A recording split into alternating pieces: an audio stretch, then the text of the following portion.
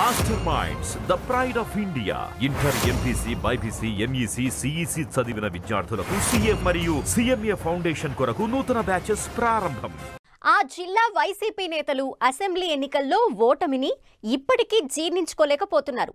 ఫలితాలు వచ్చి 20 రోజుల తర్వాత కూడా ఎవరూ ముఖం చూపటం లేదు.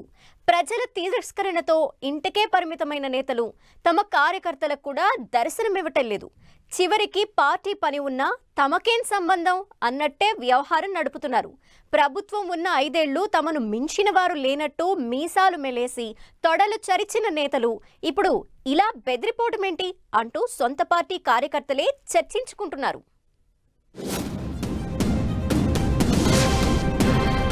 ఉమ్మడి తూర్పుగోదావరి జిల్లాలో వైసీపీ నాయకుల వ్యవహారశైలిపై సొంత పార్టీలోనే తీవ్ర అసంతృప్తి వ్యక్తమవుతోంది. జిల్లాల పునర్విభజనలో ఈ జిల్లాను 3 జిల్లాలు చేశారు. కాకినాడ, తూర్పుగోదావరి, అంబేద్కర్ కోనసీమ జిల్లాలుగా 3 పార్లమెంటు నియోజకవర్గాలను విభజించారు.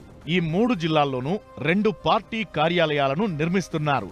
ఇందులో ఒకటి రాజమండ్రిలోనూ, ఇంకొకటి కాకినాడలోనూ ఉన్నాయి.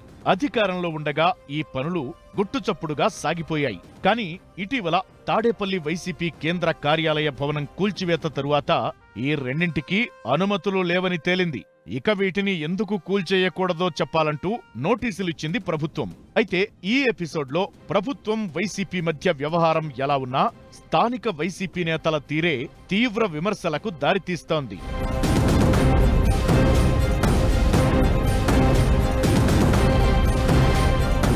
ఈ ఎన్నికలకు ముందు వరకు ఉమ్మడి జిల్లాలో వైసీపీకి 14 మంది ఎమ్మెల్యేల బలముండేది. 3 మంత్రులతో పాటు 2 ఎంపీలు ఉండేవారు. ఇక కాకినాడ మాజీ ఎమ్మెల్యే ద్వారంపూడి చంద్రశేఖర్ రెడ్డి, కాకినాడ రూరల్ కు చెందిన కురసాల కన్నబాబు పార్టీలో కీలకంగా వ్యవహరించేవారు. వీరికి అదనంగా కాపు ఉద్యమ నేత ముద్రగడ పద్మనాభన్ రెడ్డి కూడా జతకలిశారు. మాజీ మంత్రుల్లో దాడిశెట్టి రాజా, పినిపే విశ్వరూప్, చెల్లుబోయిన వేణు, మాజీ ఎంపీల్లో శ్రీభరత్ జిల్లా వైసీపీలో తెగ హడావిడి చేసేవారు. అయితే ఎన్నికల్లో ఓటమి తరువాత వీరిలో ఏ ఒక్కరూ కనిపించడం లేదు. ముఖ్యంగా 3 జిల్లా కేంద్రాల్లో పార్టీ కార్యాలయాలకు నోటీసులు జారీ అయినా ఏ ఒక్కరూ స్పందించకపోవడం కార్యకర్తల అసంతృప్తికి కారణమవుతోంది. కాకినాడ జిల్లాకు కురసాల కన్నబాబు, తూర్పుగోదావరి జిల్లాకు జక్కంపూడి రాజా, కోనసీమ జిల్లాకు పొన్నాడ సతీష్ కుమార్ అధ్యక్షులుగా వ్యవహరిస్తున్నారు. ఈ 3 పార్టీతో కానీ ఆ నోటీసులతో కానీ తమకు పని లేదన్నట్లు వ్యవహరించడం ఆసక్తి రేపుతోంది.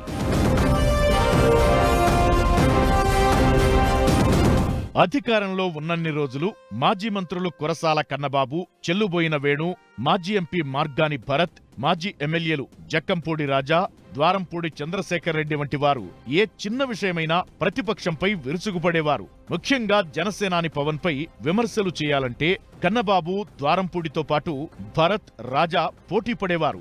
అయితే ఎన్నికల ఫలితాల్లో చేదు అనుభవం ఎదురైన తరువాత వీరంతా షాక్ తిన్నారు.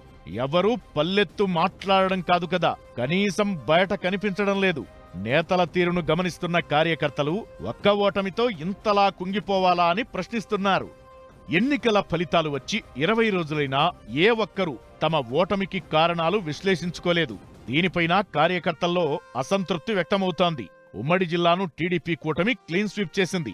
జనసేనాని పవన్ పిఠాపురం నుంచి పోటీ చేయడం తీవ్రంగా ప్రభావితం చేసింది. పవన్ పై విమర్శలు చేయడానికి పోటీ పడిన వైసీపీ నేతలు శృతిమించి వ్యవహరించినందునే ఇలాంటి ఫలితాలను ఎదుర్కోవాల్సి వచ్చిందనే విశ్లేషణలపైన ఎవ్వరూ నోరు మెదపడం లేదు. పార్టీతో సంబంధం లేని కాపు ఉద్యమ నేత ముద్రగడను ఎన్నికలకు ముందు పార్టీలోకి తీసుకువచ్చి పవన్ను అవమానించేలా మాట్లాడించడం కూడా దెబ్బతీసింది. వీటన్నింటికీ జిల్లా నేతలు బాధ్యత వహించాల్సి ఉన్నా ఎవరూ తప్పు మాది కాదన్నట్లే తప్పించుకోవడానికి అజ్ఞాతంలోకి వెళ్లిపోయారని కార్యకర్తలు ఆరోపిస్తున్నారు.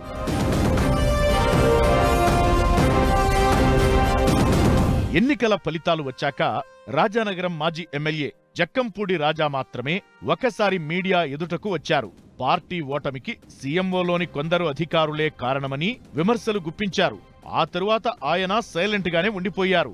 ఇలా నేతలు ఎవరూ బయటకు రాకపోవడం కార్యకర్తలను వేదనకు గురిచేస్తోంది.